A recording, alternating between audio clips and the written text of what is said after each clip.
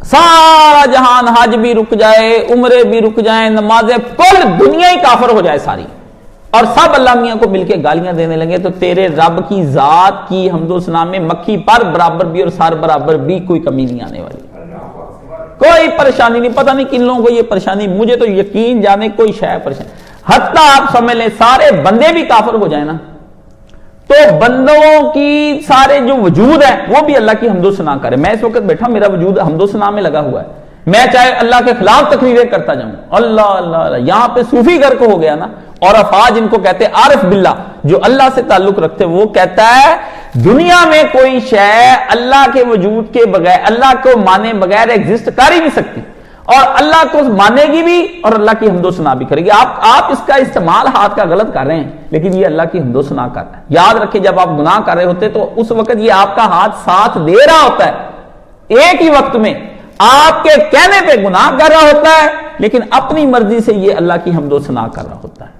یہ دیکھ لیں کیسا، آپ کی ٹانگیں، آپ کی آنکھیں، یہ ساری اللہ کی مخلوق ہے، یہ اللہ کی حمد و ثنا کر رہی ہوتی ہیں، آپ کے کہنے پر گناہ کر رہی ہوتی ہیں۔ ادھر سے حمد و ثنا، اللہ یہ تو نے اختیار میں دے دیا تو ہم ادھر کریں گے، لیکن تو ہی بڑا ہے، تو ہی بڑا ہے، تو ہی بڑا ہے۔ اس لیے حالن، اس کو حال کہتے ہیں، اس کا بیان میں نے کرنا تھا لیکن نہیں، آج موڈ ہی نہیں بنا، میں نے کہا چلو چھوڑو پھر کریں گے بات۔ حالن آپ کا وجود جو حال ہے نا، جو آپ کے اوپر گزر رہا ہے، پریزنٹ جو آپ کا ہے اور جو آپ کا اس وقت چل رہا ہے، یہ پورا جسم آپ کا اللہ کا ذکر کر رہا ہے، یہ کسی وقت میں بھی نہیں ہوتا۔ آپ چپ ہوتے ہیں، آپ کی زبان، جو آپ اپنے شعور سے ذکر کرتے ہیں وہ الگ ذکر ہے، ورنہ آپ کا وجود یہ دل، گردے، ہاتھ، پاؤں، زبان، ناک، کان، آنکھیں، اللہ اللہ اللہ اللہ، ہر وقت اللہ اللہ پکاریں۔ یہ تو اللہ کہتا ہے کہ یہ سب تو پکار رہی ہیں بے ساختہ، تو پھر پورے شعور کے ساتھ جب مجھے پکارے نا، پھر تیری عبادت قبول ہے، پھر تیری عبادت قبول ہے۔ یہ چیز ہے، یہ آپ سمجھ لیں۔ اللہ کی تکذیب جتنی مرضی کر لو، مخلوق ہونے کے، یہ ساری مخلوق اللہ کو قیامت کے دن کہے گی کہ یا اللہ اس کو پکڑنا ظالم کو، جو یہ چیز ہے، ہم کب تیرے وجود سے انکار کرتے تھے اور کب تیرا شکر ادا کرنے سے ہم رکے تھے؟ ہاں جی، ہم تو ہر وقت کہتے ہیں یہ باہر پودے ہیں اللہ کا ذکر کر رہے ہیں، آپ کو نہیں نظر آتے کہ اللہ کا ذکر کر رہے ہیں، آپ لیٹے ہوئے ہیں، آپ کا بدن ذکر کر رہا ہے۔ اللہ کی عبودیت کیوں؟ اللہ کا ذکر کیا ہے کہ یہ آپ، اللہ نے ان کو کہا کہ جیسے جیسے میرا بندہ تجھے استعمال کرے تو نے ویسے ویسے استعمال ہونا، رکنا نہیں۔ کبھی ہاتھ نے کہا میں نہیں رکوں، میں نہیں کام کروں گا تو اللہ کی نافرمانی کرنے لگا، تو یہ کیا ہے؟ یہ ہاتھ اللہ کی اطاعت کر رہا ہے، ٹھیک ہے نا۔ پاؤں کبھی رکے، پاؤں اللہ کی اطاعت کر رہا ہے۔ آنکھوں کو کہا جب یہ تیری اس طرح کر کے آنکھ کھولے تو نے دیکھنا ہے اور اس کو دکھانا ہے سارا کچھ، تو اسے کہا، اللہ نے کہا یہ اطاعت ہو رہی ہے، یہ سارا وجود اللہ کی اس وقت اطاعت کر رہا ہے، دماغ میرا اللہ کی اطاعت کر رہا ہے، دل میرا اللہ کی، کیونکہ اللہ نے اس کو یہ حکم دیا کہ تو نے بندے کی ماننی ہے، حکم اس کو کیا دیا؟ بندے کی مان۔ تو یہ اب کس کی مان رہا ہے؟ بندے کی مان رہا ہے؟ نہیں، یہ اللہ کی مان رہا ہے، اللہ کی مان کر آپ کا کام کر رہا ہے، ٹھیک ہے نا۔ میں کہہ دیتا ہوں عمران تو نے اس آدمی کا کام کرنا ہے، ٹھیک ہے، تو آپ، یہ آدمی پھر آپ کو ساتھ لے جاتا ہے، آپ یہ کہتا ہے جی میرا ایسی کھولو، اس کو ٹھیک کرو، چلاؤ، آپ سارا ویسے ہی کرتے ہیں، تو آپ کیا اس کی مان رہے ہیں؟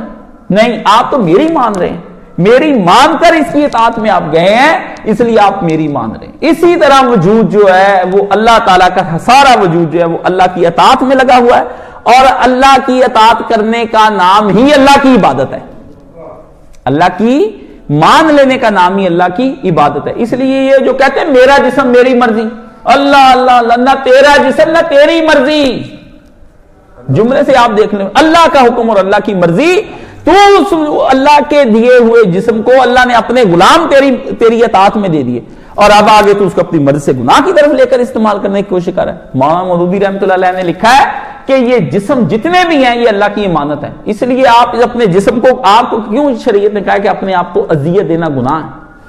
اپنے آپ کو آپ کینچی سے اپنا ہاتھ نہیں کاٹ سکتے، اپنی یہ ٹینٹواں دبا کے اپنی خودکشی نہیں آپ کر سکتے، موت آپ پہ حرام ہے، جنت حرام کر دیتا ہے اللہ تعالیٰ اس کے اوپر۔ تو کون ہوتا ہے؟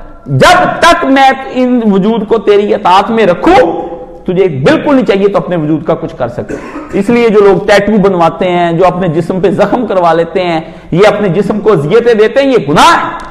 فرمایا کسی کا جسم اور کسی کی کوئی مرضی نہیں، اللہ نے یہ جسم دیا، یہ تیرا جسم نہیں۔ باقی اس نعرے سے آپ نے کیا نکالنا ہے؟ آپ دیکھ لیں، نعرہ یہ بھی لگ سکتا تھا عورتوں کا کہ میری زندگی میری مرضی، کہہ سکتی تھی نا یہ. اچھا پولائٹ انداز تو یہی ہے کہ میری زندگی میری پر رسم جو لفظوں کا انتخاب ہے نا وہی بتا رہا ہے کہ ارادے نیک نہیں. میرا جسم میری مرضی, پٹھے ہی کام کرنے میرے نال سارے, ٹھیک ہے نا. ورنہ مہذب بات ہوتی تو کہہ دیتے میری زندگی میری مرضی, مائی لائف مائی ول ہے, یہ کہہ دیتے. اس نے جو کہا نا میرا جسم, لفظ جسم ڈالا, جسم سے پتہ چل جاتا ہے کہ یہ کیا ہے. اس سے پتہ چلتا ہے کہ یہ بدکار رہنا چاہتی ہے اور کچھ نہیں. باقی اس نعرے کا کیا پیچھے آپ نے کرنا سننا. اس نعرے کا مطلب یہ ہے, یہ یورپ کی عورتوں نے اس وقت شروع کیا ہے جب وہ ان عورتوں کے ساتھ مرد ہم بستری کرتے, بچے پیدا کرنے کی کوشش کرتے, مجھے بیبی چاہیے, تو عورتیں بعض بیمار تھیں, انہوں نے جا کے این جی اوز کی عورتوں کو بتایا, ان عورتوں نے پھر یہ نعرہ لگایا کہ میرا جسم میری مرضی. مطلب بھی میں اپنے پیٹ میں حاملہ ہونا چاہوں یہ بھی میری مرضی ہے, میں ابارشن کرا دوں یہ بھی میری مرضی ہے, میں بچہ نہ پیدا کروں سرے سے یہ بھی میری مرضی ہے. یہ وہاں پر ان جاہل عورتوں کو پتہ ہی کوئی نہیں, انہوں نے کیا کہا, کیا بس یہ چل پڑی, میرا جسم میری مرضی, وہاں کسی اور میں نہیں, میں یہاں کسی اور میں نہیں کے اندر آتا.